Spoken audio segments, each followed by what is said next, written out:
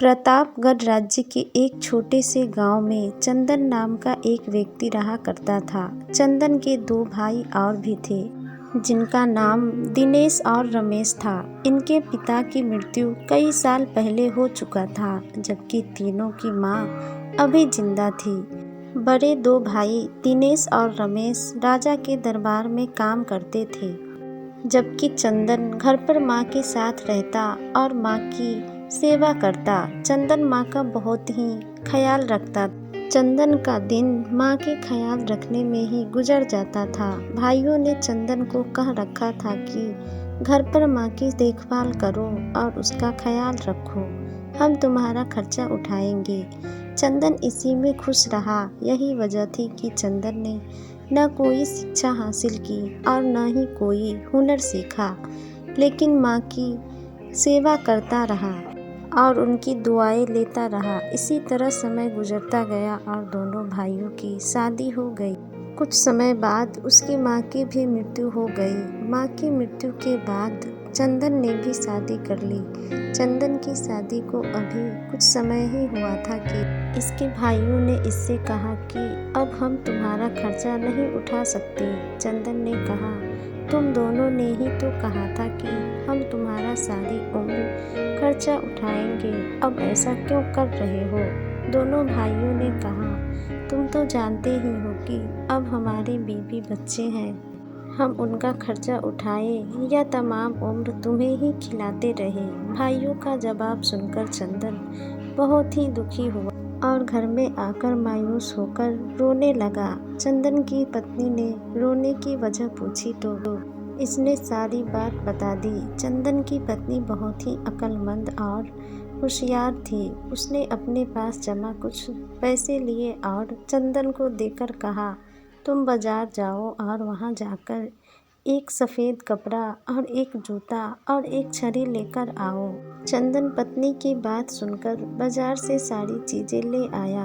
इसकी बीवी ने कहा, अब ऐसा करो, जहां आपके भाई काम करते हैं वहां जाए और खामोशी के साथ बात करें। यह जाहिर न करें कि आप अनपढ़ हैं और आपको दुनियावी मालूमात का कोई हुनर नहीं है। जो भी बात करे वह डटकर करे। जब चंदन महल में पहुंचा तो उसने देखा कि राजा के पास पहले ही दो लोग नौकरी की तलाश में आए हुए थे।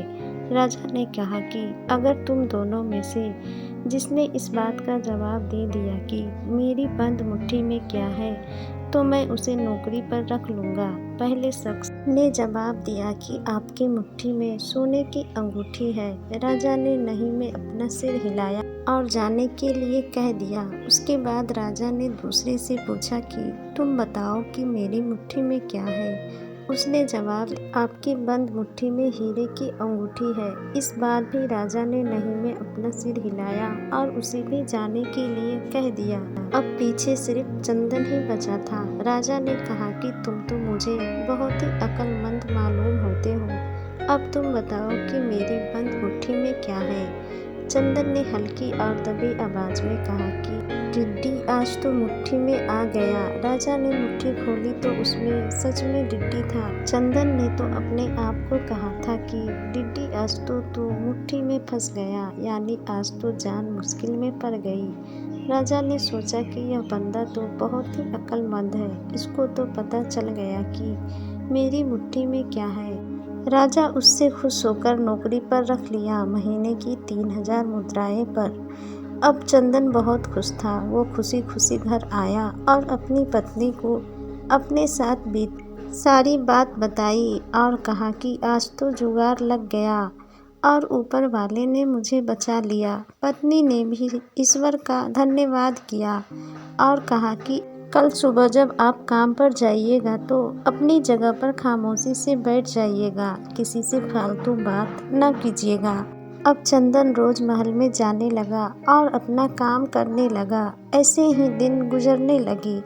एक दिन राजा की बेटी राजकुमारी अपनी कुछ सहेलियों के साथ नहर पर गई। वहां उन्होंने मुंह हाथ धोया, पानी पिया। इत्तेफाक से राजकुमारी की हीरे की अंगूठी वहां पर गुम हो गई।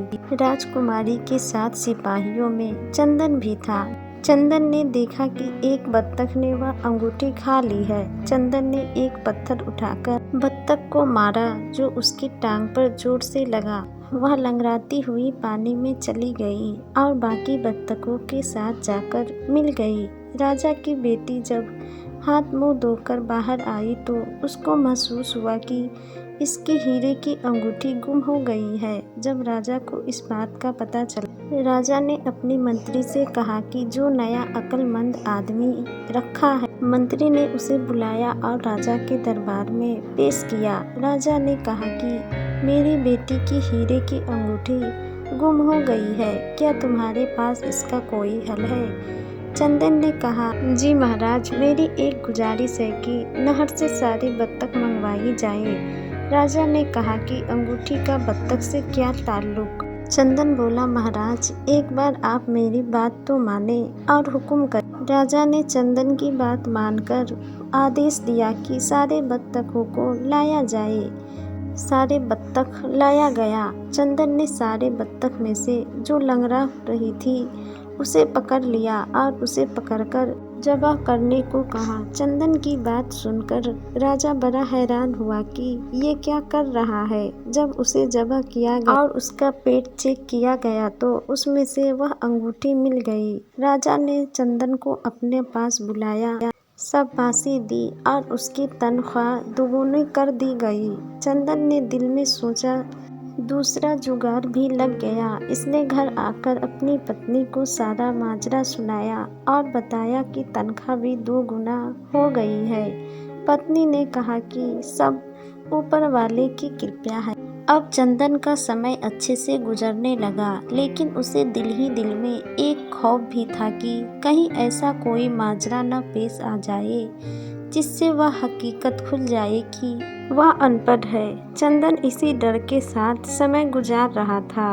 एक दिन की बात है, राजा के महल में कुछ चोरों ने मिलकर शाही खजाना लूट लिया। पूरे राज्य में यह बात फैल गई कि शाही खजाना की चोरी हो गई है। राजा ने आदेश दिया कि चंदन को दरबार में पेश किया जाए। चंदन को दरबार में लाया गया और इससे इसका हल पूछा गया। चंदन यह बात सुनकर बड़ा परेशान हुआ कि अब वह इन चोरों को कैसे पकड़ेगा। चंदन ने कहा, महाराज, हल तो है लेकिन मुझे 5 दिनों का समय चाहिए। महाराज ने कहा, ठीक है। महाराज ने उसको 5 दिनों की मोहलत दी।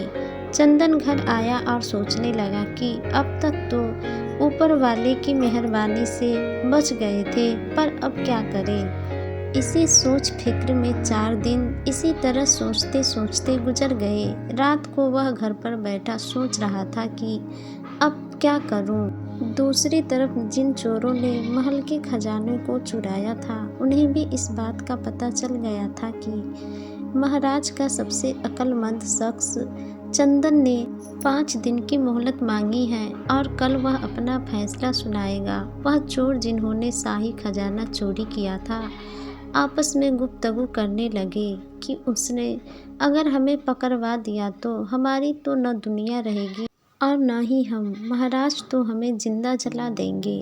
उन्होंने फैसला किया कि चंदन के पास चलते हैं, शायद वो हमें मदद करे। अब जैसे ही वह सभी चोर चंदन के घर के पास पहुँचे तो एक चोर का जूता टूट गया और वह पीछे रह गया। बाकी चोर जैसे ही चंदन के घर के दरवाजे के पास पहुँचे तो अंदर से आवाज़ आई कि 4 तो हो गए, एक बाकी है। दरअसल हुआ यह था कि उन चोरों की तादाद 5 की थी। चोरों ने जब सुना तो हैरान रह गया और कहने लगे, इसको तो वाकई ही पता चल गया कि हम ही 5 चोर हैं, क्योंकि 4 हम यहाँ पर हैं और एक जिसका जूता टूट गया है वह पीछे है। जो हम सोच रहे थे वह बात ठीक थी, यह वाकई ही बहुत अक्लमंद आदमी है। उन्होंने कहा कि 5वें को जल्दी से बुलाओ और अंदर चल, इससे मिन्नत करते हैं कि हमें किसी तरह बचा ले।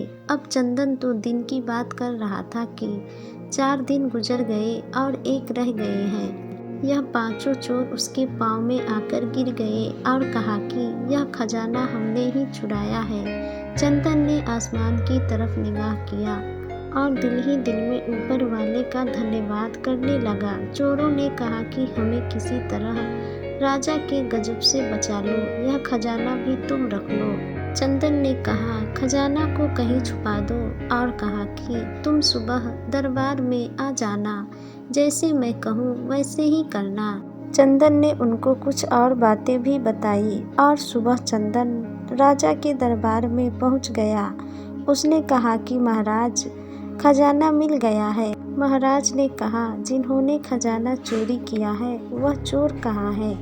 चंदन ने कहा, महाराज, खजाना तो हासिल करे, चोर तो बात की बात है। महाराज इस बात पर राजी हो गया और फिर वही 5 चोर मजदूर के रूप में महाराज के सामने हाजिर हुए और कहा कि हम मजदूरी करेंगे और खजाना लेकर आएंगे। चंदन ने बादशाह से कहा कि इन सब मजदूरों को 200 मुद्राएं देनी है। महाराज राजी हो गया। अब 5 चोर चंदन के साथ गए और वह खजाना लेकर आ गए और महाराज के सामने पेश कर दिया। सारा खजाना देखकर महाराज बहुत ही खुश हुआ। उसने मजदूरों को मजदूरी भी दी और इनाम के तौर पर 200 मुद्राएं और अधिक दिया और चंदन को अपने पास बुलाकर सब बासी दी और कहा कि जितना खजाना लेना चाहो ले लो। चंदन ने कुछ सोने की अशर्फियाँ ली और घर चला आया। घर आकर चंदन ने पत्नी से कहा कि खामोशी के साथ अब यहाँ से निकलना चाहिए। कहीं ऐसा न हो कि महाराज को पता चल जाए कि मैं पढ़ा लिखा नहीं हूँ और आज तक जो भी हुआ वह किस्मत से हुआ और उल्टा सजा मिल जाए। वह रातों रात वहाँ से निकले। रास्ते में एक आदमी मिल गया। उसने पूछा कि कहाँ जा रहे हो चंदन? चंदन के मुंह से निकल गया कि मैं शहर छोड़कर जा रहा हूँ। उस शख्स ने यह बात महाराज तक पहुँचा दी। महाराज ने इसके पीछे फौज भेजी जो चंदन को पकड़कर महल में ले आए। महाराज ने कहा कि तुम कहाँ जा रहे हो? तुम तो मेरे खास आदमी हो। अब चंदन ने कहा, महाराज सच बात यह है कि मैं पढ़ा लिखा नहीं हूँ। जितनी बार भी आपने मुझे हुक्म दिया ऊपर वाले ने मुझे बचा लिया और कोई जुगाड़ लगाकर काम चलता रहा। और फिर उसने अपनी सारी बात महाराज को बता दी कि कैसे उसने माँ की सेवा के लिए दुनियावी कोई हुनर हासिल न किया। महाराज ने चंदन की बात सुनकर कहा कि कोई बात नहीं, तुमने सच बताया। जैसे भी हो तुमने मुझे शाही खजाना वापस करवा दिया। मेरे लिए यही बहुत है। तुम अब काम करो या न करो, यह मेरा फैसला है कि तमाम उम्र तुम्हें तनख्वाह मिलेगी और तुम तमाम उम्र मेरे दरबार में इसी ओहदे पर कायम रहोगे। इस तरह चंदन और उसकी पत्नी उसी शहर में रहने लगे। यह कहानी हमें यही सिखाता है कि रोजी रोटी का मालिक सिर्फ ऊपर वाला है। रोजी हर हाल में उस शख्स तक पहुंचकर ही रहती है जिसके लिए ऊपर वाले ने भेजा है।